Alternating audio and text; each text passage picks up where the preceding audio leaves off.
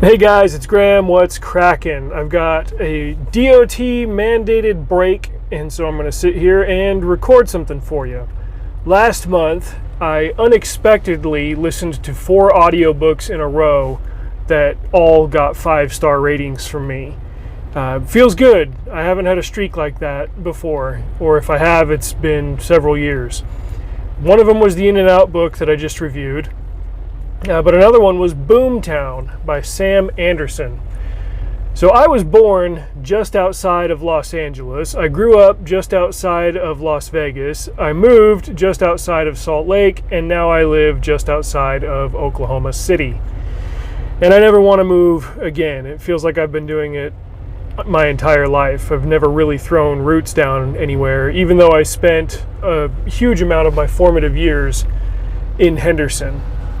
And so I figured, well, if I'm going to throw down here, I at least ought to know the backstory of how this place came to be. I remember growing up and reading in school about, how Oklahoma got its shape, how it's got that weird panhandle on it, how it was a city that almost was created overnight because of the land rush, the land grab that happened in the late 1800s. But that was just one instance of many in its history where things happened very big and very fast, almost explosively. Sam Anderson doesn't set out to write a chronological history of the city. Instead, he focuses on 5 or 6 big, different, but let's say rhyming things that are just kind of indicative of how this place came into existence. He talks about oil booms and busts. He talks about its record growth under Booster Stanley Draper. He talks about how it went from being an aspiring metropolis with pro sports leagues to suddenly having a basketball team and immediately being a playoff contender, at least for the first several years that the Oklahoma City Thunder were here. As he's talking about all these different facets of Oklahoma City's history, he dips in and out of different ones, and you start to see the similarities that he really wants to highlight. You know, how there were big ups and big downs, but most of all, like whenever this city expanded, it was a huge boom, and then it would calm down, and then something else massive would happen, huge boom, and it would calm down. You know, hence the nickname that he gives it in the book of a Boomtown. When I first started listening to it, I wasn't sure where he was going with it. Okay, why is he talking about sonic booms from, supersonic aircraft tests in the 80s, and then all of a sudden talking about the basketball team, and then going back to the 1890s and talking about the land rush. But as he did it over and over again, I realized that that was really the thing that he wanted to focus on. This was the only city in the United States that went from being grassland and nothing to all of a sudden being a huge city wrapped around the existing railways and riverways and all of that. It was really fascinating to read about, just because I'd grown up in places that had urban sprawl, places that had spread out a lot more slowly, that had been a little bit more organized, versus this place here that just sort of happened.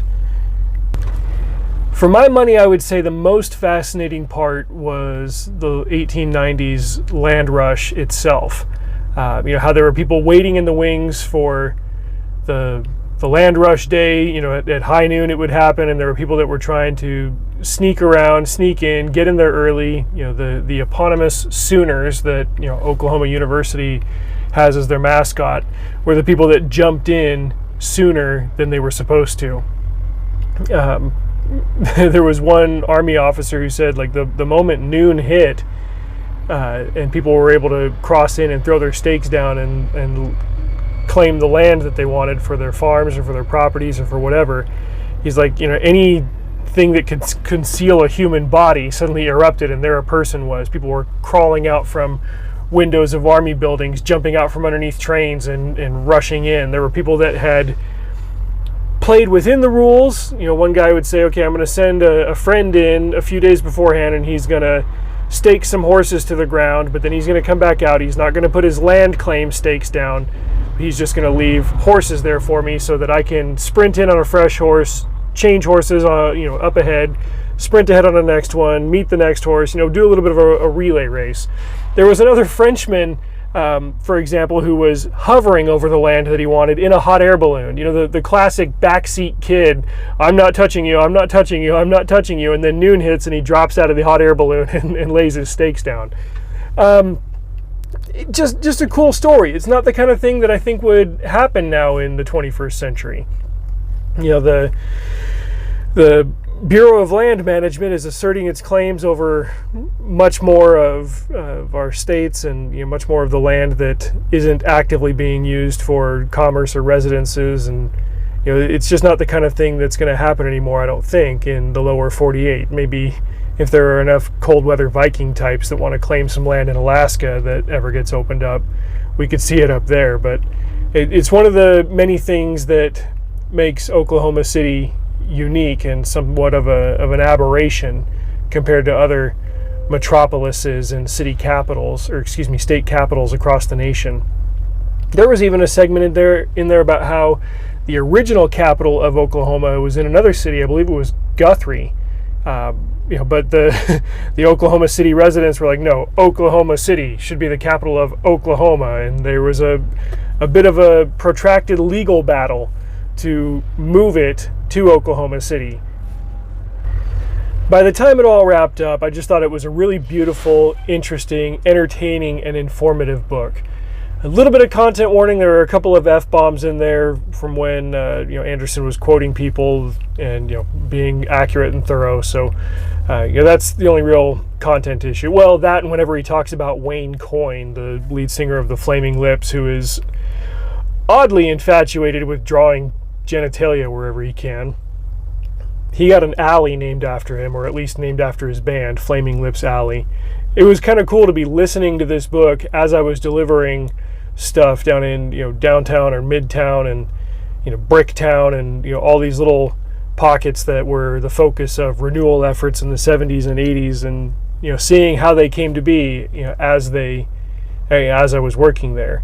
So if you're an outsider and you want to familiarize yourself with Oklahoma City, then this is definitely the book to do it. So pick up a copy. That's it for now. Drive safe. See you guys out there.